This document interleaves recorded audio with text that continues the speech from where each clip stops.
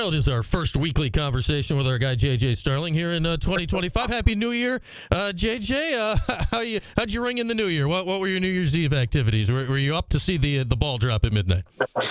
Yeah, I was up to see the ball drop, but I spent some time with my teammates. Just bringing in the New Year with them. So. There you go. We like that. Getting ready to go for the season, and this is We're going to stop asking you about this probably soon, JJ. But we got to have our obligatory hand question. How you doing? I know you're back working out a little bit. How's it feel, and how close do you think you are right now? It feels good right now. I feel like I'm in a pretty good spot with it. It's continuing to get better, and then hopefully soon I'm back on the court. I miss it so. What's that got to be like for you? I mean, you're there, like you're stuck on the bench during the games. Is it killing you? What goes through you during the games where you can't get out there? Yeah, it's killing me for sure. A lot of what I do throughout the day is like basketball oriented, whether it's working out or doing some type of on-court activity. So not being able to do that for a lengthy amount of time is just, killing me. But at the same time, I feel like it's also a good thing because it helped me slow down and really watch the game, from a different lens. Like you said, I'm on the bench. I've been on the bench for a lot of games now, so I'm seeing everything. And now when I go out there, I feel like the game is really going to slow down for me. What is it now? 6 games, I think you've been out here. Yeah. So what have you seen from that perspective that you think you'll be able to utilize in your game when you come back? Yeah, just pretty much everything and how I attack, how I approach the game, whether it's, different reads coming off of ball screens, different drives and change of paces that I have. And also I see things defensively, like different rotations that I may have not seen before, but now being on the bench, I see it, and different, rebounding and mental stuff like that. Just taking note of everything, and just changing the game from a different lens. Yeah, and I guess, too, thinking back to when you were playing, and last year, too, you were playing so many minutes, right? You were playing like 37 minutes a game. Yeah. It's not like you ever really had that opportunity, right, during a normal game. If you're out for 2 minutes, you're getting a sip of water and going right back in. Right. We got JJ Starling with us. It's our weekly conversation brought to you by RomanoCars.com. And JJ, it's got to be tough for you sitting there. Another tight one on New Year's Eve afternoon. Lost to Wake Forest the other day. What was your view of that game? How it got decided? What do you think turned it unfortunately against you guys there down the stretch? Yeah, we came out really slow, but we really put it together. We found our energy and we got back into the game. And then I feel like we kind of got away from what was working for us. And, Wake, they changed from man-to-man. They went to that 1-3-1 zone, and that kind of bothered us a little bit. And then also they were, hitting shots. And I feel like with us, the difference maker was mental mistakes that we had, that we can't have. And that seemed to be the narrative for a lot of these games that we're in, besides Tennessee and Maryland.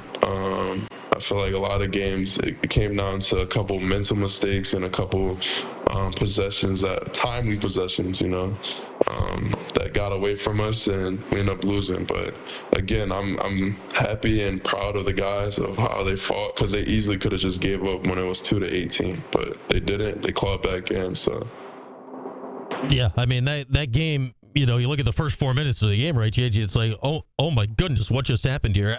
What did it show you that the guys rallied back? Like, I know Kyle Cuff came in. I think that's when Lucas Taylor came in the game. It felt like they were a spark. What did those two do to kind of change the whole energy of what you guys had going on Tuesday?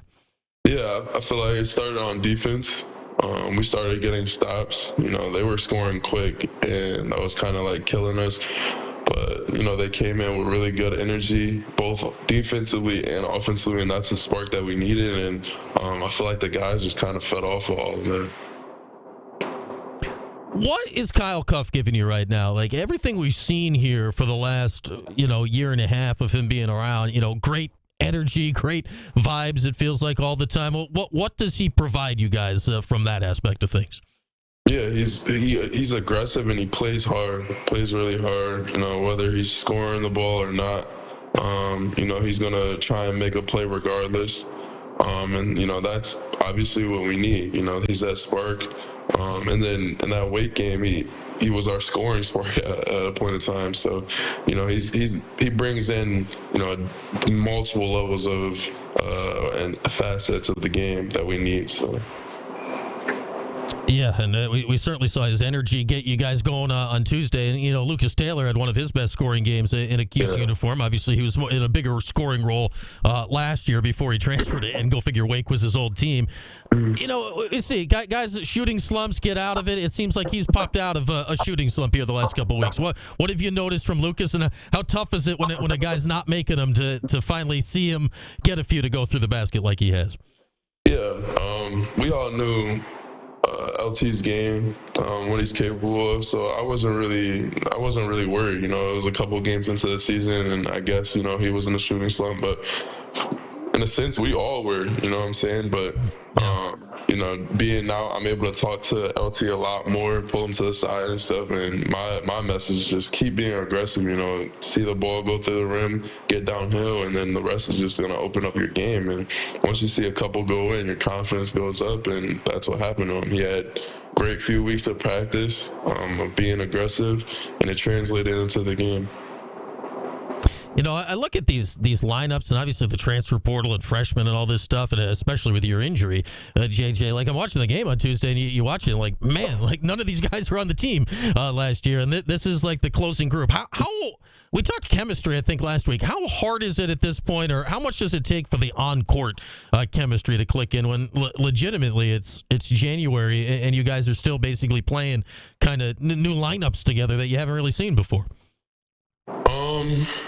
I feel like chemistry can be attributed to like what we do in practice. We're going at each other, we're pushing each other, and we're kind of building trust with each other, in practice. And the amount of times that we practice and how long that we practice, it's inevitable that, our chemistry gets built up, because we work on everything, defense, offense, stuff like that. And like you said, it's tough having different lineups up there, but, that's something that we practice in practice. You know what I'm saying? Coach tries to make different adjustments and stuff like that with lineups so that we can have different looks. Up shortly. How much do the coaches have to drag you away from the actual practice part of practice to keep you safe and healthy right now? Yeah, they definitely do have to pull me away in different things, but that's just my love of the game. I hate being away from it, but I'm at the same time I'm being smart. So. All right, two more things before we let you go. Best Christmas present. What'd you get under the tree? What's the favorite thing you opened up a week ago? Best Christmas present was probably either some shoes or some clothes. Yeah, gotta have the style going. Gotta have the style going. I'm big on clothes and shoes, so definitely was my favorite. Okay, and then I just heard you telling Gomez that you're a Pats fan. I'm a Giants fan, JJ, so this is no good for any of us, but you're welcome. You're welcome on the number one pick. I'd just like to pass that along for Giants Nation. It's not long ago we were playing each other in Super Bowls. This is no good right now. Yeah, we're not in a good spot right now, but it's okay.